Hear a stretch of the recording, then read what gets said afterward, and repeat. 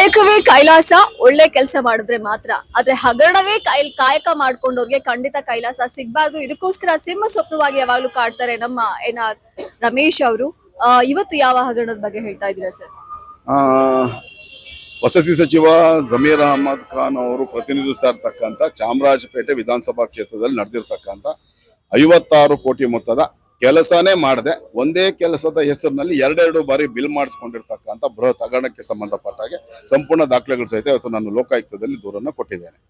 ವಿಷಯ ಏನು ಅಂದ್ರೆ 2020-2022 ಅವಧಿಯಲ್ಲಿ 47 ಕಾಮಗಾರಿಗಳಿಗೆ ಟೆಂಡರ್ಗಳನ್ನು ಕರೆದು ಪೂರ್ವ ನಿಗದಿತ ಗುತ್ತಿಗೆದಾರರಿಗೆ ಕಾರ್ಯಾದೇಶ ಪತ್ರಗಳನ್ನು ಕೊಟ್ಟು ಒಂದೇ ಒಂದು ಜಲ್ಲಿಕಲ್ಲು ಕೂಡ ಹಿಡಿದೆ ಒಂದು ನಯಾ ಪೈಸದ ಕೆಲಸವನ್ನು ಮಾಡದೆ 28 ಕೋಟಿ ಮೊತ್ತದ ಹಣವನ್ನು ಬಿಡುಗಡೆ ಮಾಡಿಸ್ಕೊಂಡಿದೆ.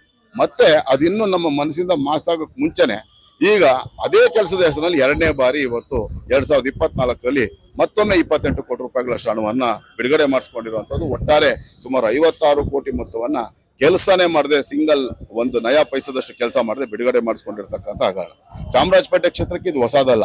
ಈ ಹಿಂದೆ ಕೂಡ 2017-18ರಲ್ಲಿ ಕೆಲಸನೇ ಮಾಡದೆ 9,60,00,000 ರೂಪಾಯಿ ಹಣ ಬಿಡುಗಡೆ ಮಾಡಿಸ್ಕೊಂಡಿದ್ದಂತ ಹಗರಣವನ್ನ ದಾಖಲೆಗಳು ಸಹಿತ ನಾನು ಬಯಲಿಗೆಳ್ತಿದ್ದೆ. ಅವತ್ತು 5 ಜನ ಅಧಿಕಾರಿಗಳನ್ನ ಬಂಧಿಸಿದ್ರು. ತನ್ವೀರ್ ಅಹಮದ್ ಅಂತ ಎಕ್ಸಿಕ್ಯೂಟಿವ್ ಇಂಜಿನಿಯರ್ ಸೇರಿದಾಗ 5 ಜನ ಅಧಿಕಾರಿಗಳು. ಆ ಬಂದಿದ್ರಲ್ಲಿ ಈ ಹಗರಣದ ಪ್ರಮುಖ ಆರೋಪಿಯಾಗಿರ್ತಕ್ಕಂಥ MS ಉಮೇಶ್ ಅಂತ ಆಗ AE ಆಗಿದ್ರು. ಇವತ್ತು ಅವರು ಇನ್ಚಾರ್ಜ್ ಎಕ್ಸಿಕ್ಯೂಟಿವ್ ಇಂಜಿನಿಯರ್ ಆಗಿದ್ದಾರೆ. ಅವರು ಕೂಡ ಒಬ್ರು. ಅವತ್ತು ಹಾಗೆ ಪೆಟಿಕೋಟ್ ಚಂದ್ರಪ್ಪ ಅಂತ ಗುತ್ತಿಗೆದಾರನ ಕೂಡ ಅರೆಸ್ಟ್ ಮಾಡಿದ್ರು.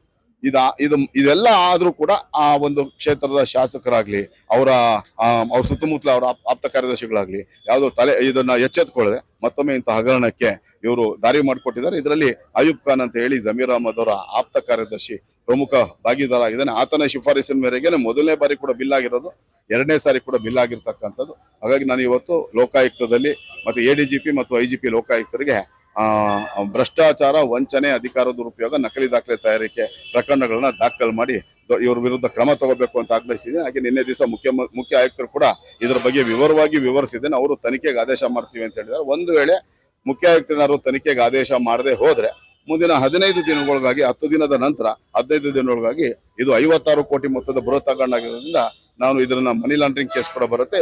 ಜಾರಿ ನಿರ್ದೇಶನದಲ್ಲಿ ಈ 12 ಮಂದಿ ಗುತ್ತಿಗೆದಾರರು ಮತ್ತೆ 12 ಮಂದಿ ಅಧಿಕಾರಿಗಳು ಮತ್ತು 19 ಮಂದಿ ಗುತ್ತಿಗೆದಾರರ ವಿರುದ್ಧ ಸಂಪೂರ್ಣ ದಾಖಲೆಗಳು ಸಹ ಅಲ್ಲೂ ಕೂಡ ದೂರನ್ನ ದಾಖಲು ಮಾಡೋನಿದ್ದೇನೆ ಅಂತ ನಾನು ಹೇಳಕ್ಕೆ ಇಷ್ಟಪಡ್ತೀನಿ.